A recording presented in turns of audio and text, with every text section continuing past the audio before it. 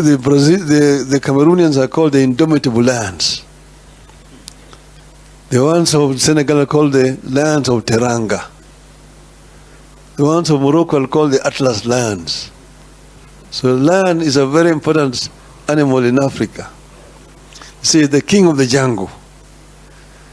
Now the African lion is challenging the Asian tiger.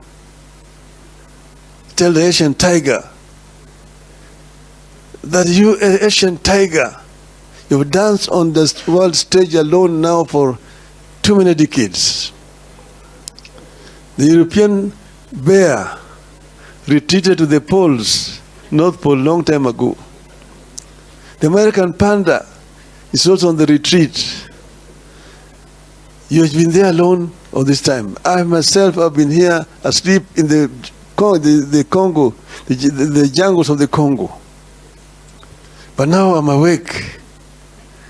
I have the giant Congo forest, the mighty river Congo, the mighty Nile, the Niger, the Zambezi, the Limpopo, surrounded by peaks, the Kilimanjaro and Kenya to the east, the Atlas Mountains to the west.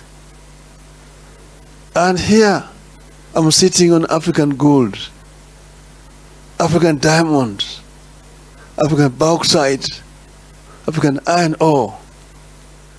And I'm going to turn all this and African oil.